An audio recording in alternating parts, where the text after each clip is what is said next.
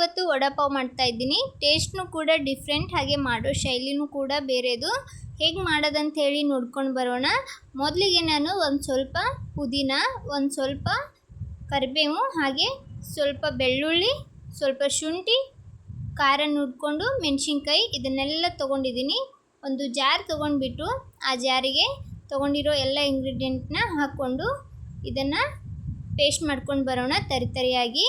ಹಾಗೆ ಈ ಕಡೆ ಒಂದು ಕಡಾಯಿ ಇಟ್ಕೊಂಡು ಆ ಕಡೆಗೆ ಎಣ್ಣೆ ಹಾಕಿಬಿಟ್ಟು ಎಣ್ಣೆ ಕಾಯ್ದ ನಂತರ ಸ್ವಲ್ಪ ಸಾಸಿವೆ, ಜೀರಿಗೆ, ಹಾಗೆ ನಾವು ಮಾಡಿಟ್ಟಿರುವಂಥ ಪೇಸ್ಟನ್ನು ಸೇರಿಸ್ತಾ ಇದ್ದೀನಿ. ಶುಂಠಿ, ಬೆಳ್ಳುಳ್ಳಿ, ಕರಿಬೇವು ಎಲ್ಲ ಹಾಕಿ ಪೇಸ್ಟ್ ಮಾಡಿದ್ವಲ್ಲ, ಆ ಪೇಸ್ಟನ್ನು ಹಾಕ್ಕೊಂಡು ಇದನ್ನು ಸ್ವಲ್ಪ ಹೊತ್ತು ನೀಟಾಗಿ ಫ್ರೈ ಮಾಡ್ಕೊಳ್ಳೋಣ.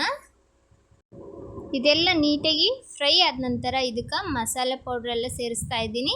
ಸ್ವಲ್ಪ ಧನಿಯಾ ಪೌಡರ್, ಹಾಗೆ ಒಂದು ಸ್ವಲ್ಪ ಅರಿಶಿನ ಪುಡಿ ಹಾಕ್ಕೊಂಡು ಇದನ್ನು ಮತ್ತೆ ಒಂದು ಸ್ವಲ್ಪ ಹೊತ್ತು ಫ್ರೈ ಮಾಡ್ಕೊಳ್ಳೋಣ. ಎಲ್ಲ ಫ್ರೈ ಆದ ನಂತರ ಇದಕ್ಕೆ ಕುದಿಸಿಟ್ಕೊಂಡಿರುವ 3 ಆಲೂಗಡ್ಡೆಯನ್ನು ಸೇರಿಸ್ತಾ ಇದ್ದೀನಿ.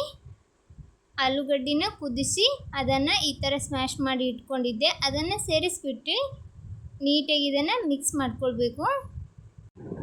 ಗ್ಯಾಸ್ನ ಆಫ್ ಮಾಡಿ ಎಲ್ಲನೂ ನೀಟಾಗಿ ಮಿಕ್ಸ್ ಮಾಡಿಕೊಂಡು ಲಾಸ್ಟಲ್ಲಿ ರುಚಿಗೆ ತಕ್ಕಷ್ಟು ಉಪ್ಪು ಸೇರಿಸ್ಕೊಂಡು ಇದನ್ನು ಸಹ ನೀಟಾಗಿ ಮಿಕ್ಸ್ ಮಾಡ್ಕೊಳ್ಳೋಣ. ಇವಾಗ ಇದನ್ನು ಒಂದು ಸೈಡಲ್ಲಿ ಎತ್ತಿಟ್ಕೊಂಡು ಒಂದು ಮಿಕ್ಸಿಂಗ್ ಬೌಲ್ ತೊಗೊಂಡು ಆ ಬೌಲ್ಗೆ 2 ಕಪ್ನಷ್ಟು ನಾನು ಕಡಲೆ ಹಿಟ್ಟನ್ನು ಸೇರಿಸ್ಕೊಂಡಿದ್ದೀನಿ. ಈ ಕಪ್ಪಿಂದ 2 ಕಪ್ಪು ಕಡಲೆ ಹಿಟ್ಟು ಸೇರಿಸ್ಕೊಂಡು ನಂತರ ಅದಕ್ಕೇ ಒಂದು ಸ್ವಲ್ಪ ಅರಿಶಿನ ಪುಡಿ, ಹಾಗೆ ಒಂದು ಸ್ವಲ್ಪ ಖಾರದ ಪುಡಿ, ಸ್ವಲ್ಪ ಉಪ್ಪನ್ನು ಹಾಕ್ಕೊಂಡಿದ್ದೀನಿ. ಉಪ್ಪನ್ನು ಕಡಿಮೆನೇ ಹಾಕ್ಕೊಳ್ಳಿ, ಎಣ್ಣೆ ಒಳಗೆ ಫ್ರೈ ಮಾಡೋದ್ರಿಂದ ಉಪ್ಪು ಜಾಸ್ತಿ ಆಗೋ ಚಾನ್ಸ್ ಇರ್ತದೆ.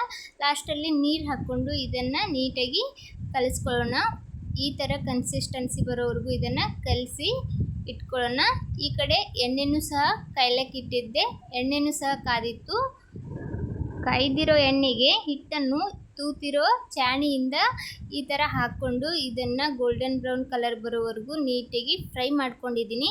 ಫ್ರೈ ಆಗಿರೋ ಇದನ್ನು ಒಂದು ಮಿಕ್ಸಿಂಗ್ ಬೌಲ್ಗೆ ಹಾಕ್ಕೊಂಡು ಇದಕ್ಕೇ ಒಂದು ಸ್ವಲ್ಪ ಬೆಳ್ಳುಳ್ಳಿ ಹಾಕ್ಕೊಂಡಿದ್ದೀನಿ. ಒಂದು 4-5 ಪೀಸ್ ಬೆಳ್ಳುಳ್ಳಿ ಸೇರಿಸ್ಕೊಂಡು ಹಾಗೆ ಒಂದು ಸ್ವಲ್ಪ ರೆಡ್ ಚಿಲ್ಲಿ ಪೌಡ್ರನ್ನ ಹಾಕ್ಕೊಂಡಿದ್ದೀನಿ. ನಾನಿಲ್ಲಿ ಕಾಶ್ಮೀರಿ ರೆಡ್ ಚಿಲ್ಲಿ ಪೌಡ್ರನ್ನ ಹಾಕಿದ್ದೀನಿ. ಹಾಗೆ ರುಚಿಗೆ ತಕ್ಕಷ್ಟು ಉಪ್ಪನ್ನು ಹಾಕ್ಕೊಂಡು ಇದನ್ನು ಗ್ರೈಂಡ್ ಮಾಡ್ಕೊಂಡು ತರೋಣ. ನೋಡ್ಬೋದು ಇವಾಗ ಗ್ರೈಂಡ್ ಮಾಡಿ ತಂದಿದ್ದೀನಿ. ಇದನ್ನು ಸೈಡಲ್ಲಿ ಇಟ್ಕೊಂಡು ನಾನು ಬ್ರೆಡ್ ತೊಗೊಂಡಿದ್ದೀನಿ. ನಾನಿಲ್ಲಿ ವೀಟ್ದು ಬ್ರೆಡ್ ತೊಗೊಂಡಿದ್ದೀನಿ, ಗೋಧಿ ಹಿಟ್ಟಿನ ಬ್ರೆಡನ್ನು ಬಳಸ್ತಾ ಇದ್ದೀನಿ. ಅದನ್ನು ಒಂದು ಕಪ್ಪಿನ ಸಹಾಯದಿಂದ ಈ ಥರ ರೌಂಡಾಗಿ ಕಟ್ ಮಾಡ್ತಾ ಇದ್ದೀನಿ. ಮೈದಾ ಬ್ರೆಡ್ ಸಿಗ್ತದಲ್ಲ, ಅದನ್ನು ಸಹ ತೊಗೊಳ್ಬೋದು. ನನ್ನ ಹತ್ರ ಮೈದಾ ಬ್ರೆಡ್ ಇರಲಿಲ್ಲ, ಗೋಧಿ ಹಿಟ್ಟಿನ ಬ್ರೆಡ್ ಇತ್ತಂಥೇಳಿ ಇದರಿಂದನೇ ಮಾಡ್ತಾ ಇದ್ದೀನಿ. ಈ ಥರ ನಾನು ರೌಂಡಾಗಿ ಕಟ್ ಮಾಡಿಕೊಂಡು ಅದ್ರ ಮೇಲ್ಗಡೆ ಸ್ಪೂನ್ ಸಹಾಯದಿಂದ ಗ್ರೀನ್ ಚಟ್ನಿನ ಸ್ಪ್ರೆಡ್ ಮಾಡ್ತಾ ಇದ್ದೀನಿ. ಎಲ್ಲ ಬ್ರೆಡ್ಗಳಿಗೂ ಈ ಥರ ನೀಟಾಗಿ ಗ್ರೀನ್ ಚಟ್ನಿನ ಸ್ಪ್ರೆಡ್ ಮಾಡ್ಕೊಂಡಿದ್ದೀನಿ. ನೋಡ್ಬೋದು, ಗ್ರೀನ್ ಚಟ್ನಿ ವಿಡಿಯೋ ಕೂಡ ನಾನು ಲಾಸ್ಟ್ ವಿಡಿಯೋಗಳಲ್ಲಿ ಹಾಕಿದ್ದೀನಿ, ಅದನ್ನು ಸಹ ನೋಡ್ಕೊಂಡು ಬನ್ನಿ. ಮೇಲ್ಗಡೆಯಿಂದ ನಾವು ಮಾಡಿಟ್ಟಿರೋ ಮಸಾಲಾನ ಹಾಕ್ತಾಯಿದ್ದೀನಿ. ಸ್ಟಾರ್ಟಿಂಗಲ್ಲಿ ಏನು ಮಸಾಲ ಮಾಡಿಟ್ಟಿದ್ವಿ ಆ ಮಸಾಲಾನ ಈ ಥರ ಒಂದು ಸೈಡ್ ಮಾತ್ರ ಫಿಲ್ ಮಾಡ್ಕೊಂಡಿದ್ದೀನಿ. ಅದ್ರ ಮೇಲ್ಗಡೆ ಇನ್ನೊಂದು ಬ್ರೆಡ್ ಮುಚ್ಚಿಬಿಟ್ಟು ಅದ್ರ ಮೇಲ್ಗಡೆನೇ ನಾನು ಆಲೂಗಡ್ಡೆ ಪಲ್ಯನ ಚಮಚ ಸಹಾಯದಿಂದ ಫಿಲ್ ಮಾಡ್ತಾಯಿದ್ದೀನಿ. 2 ಕಡೆ ಈ ಥರ ಆಲೂಗಡ್ಡೆ ಪಲ್ಯನ ಫಿಲ್ ಮಾಡಿಬಿಟ್ಟು ಇವಾಗ ನೋಡ್ಬೋದು ಯಾವ ಥರ ಕಾಣ್ಲತ್ತದ. ಒಂದು ಸೈಡ್ ಫಿಲ್ ಮಾಡಿದ್ರಿಂದ ಇದನ್ನು ಈ ಥರ ಉಲ್ಟಾ ಇಟ್ಕೊಳ್ತೀನಿ. 2 ಬ್ರೆಡನ್ನು ಅದೇ ಥರ ಮೇಲ್ಗಡೆ ಫಿಲ್ ಮಾಡಿ ನಂತರ ಅದನ್ನು ಉಲ್ಟಾ ಹಾಕಿಬಿಟ್ಟು ಅದ್ರ ಮೇಲ್ಗಡೆನೂ ಸಹ ಆಲೂಗಡ್ಡೆ ಪಲ್ಯನ ಹಚ್ತಾ ಇದ್ದೀನಿ. 2 ಸೈಡ್ ನೀಟಾಗಿ ಪಲ್ಯನ ಹಚ್ಕೊಳ್ಬೇಕು. ಇವಾಗ ಮೊದಲಿಗೆ ಹಿಟ್ಟೇನು ಕಲಸಿಟ್ಕೊಂಡಿದ್ವಿ ಆ ಹಿಟ್ಟಿಗೆ ಈ ಬ್ರೆಡನ್ನು ಈ ಥರ ಅದ್ಬಿಟ್ಟು ಎಣ್ಣೆ ಒಳಗೆ ನಿಧಾನವಾಗಿ ಬಿಟ್ಕೊಳ್ಳೋದು.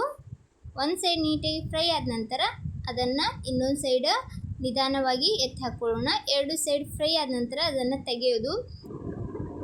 ಇವಾಗ ಎರಡನೇದನ್ನು ಕೂಡ ಬಿಟ್ಟಿದ್ದೀನಿ. 2 ವಡಾಪಾವ್ ಮಾಡಿಟ್ಟಿದ್ವಲ್ಲ ಅದನ್ನು ಸಹ ಹಾಕ್ಕೊಂಡಿದ್ದೀನಿ. ನಿಧಾನವಾಗಿ ಬಿಡೋದು ತೆಗೆಯೋದು ಮಾಡಬೇಕಾಗ್ತದೆ. ಸ್ವಲ್ಪ ವಜ್ಜಿನೂ ಕೂಡ ಇರ್ತದಲ್ಲ, ಎಣ್ಣೆ ಒಳಗೆ ಬಿಡಾಗ ಸಿಡಿಬೋದು, ನಿಧಾನವಾಗಿ ಮಾಡ್ಕೊಳ್ಳಿ. ಇವಾಗ 2 ಫ್ರೈ ಮಾಡಿ ತೆಗೆದಿಟ್ಟಿದ್ದೀನಿ. ಯಾವ ಥರ ಬಂದವು ನೋಡ್ಬೋದು. ಈ ಥರ ನೀವು ಸಹ ಟ್ರೈ ಮಾಡಿ. ಟೇಸ್ಟ್ ಅಂತೂ ಸೂಪರಾಗಿರ್ತದೆ. ಶೇಪ್ ನೋಡ್ಬೋದು ಕಟ್ ಮಾಡಿದಾಗ ಯಾವ ಥರ ಕಾಣ್ತದೆ ಅಂಥೇಳಿ. ಇವಾಗ ನಾನು ಕಟ್ ಮಾಡ್ತಾ ಇದ್ದೀನಿ. ಲೇಯರ್ ಬೈ ಲೇಯರ್ ಬಂದಿದೆ. ಒಂದು ಲೇಯರ್ ಚಟ್ನಿ ಪುಡಿ ಹಾಗೆ ಗ್ರೀನ್ ಚಟ್ನಿ ಹಚ್ಕೊಂಡಿದ್ವಿ. ಬ್ರೆಡ್ ಇಟ್ಟು ಅದರ ಮೇಲ್ಗಡೆ ಆಲೂಗಡ್ಡೆ ಪಲ್ಯನೂ ಸಹ ಹಚ್ಕೊಂಡಿದ್ವಿ. ತುಂಬ ಚೆನ್ನಾಗಿ ಬರ್ತದೆ, ಬೇಗನೆ ಮಾಡ್ಕೊಳ್ಬೋದು. ನೋಡಲಿಕ್ಕೆ ಎಷ್ಟು ಚೆನ್ನಾಗಿ ಕಾಣ್ಲತ್ತದ ಅಷ್ಟೇ ರುಚಿ ಕೂಡ ಇರ್ತದ. ನೀವು ಸಹ ಒಮ್ಮೆ ಟ್ರೈ ಮಾಡಿ ಹೇಗಾಗಿತ್ತಂತ ಕಮೆಂಟ್ ಮಾಡಿ. ನೋಡಿದ್ರೆಲ್ಲ ಈ ರೆಸಿಪಿ ಇಷ್ಟ ಆದರೆ ಒಂದು ಲೈಕ್ ಕೊಡಿ. ಹಾಗೆ ರಮ್ಯಾ ಮನೆ ಅಡುಗೆ ಚಾನಲನ್ನು ಸಬ್ಸ್ಕ್ರೈಬ್ ಮಾಡ್ಕೊಳ್ಳಿ. Thanks for watching.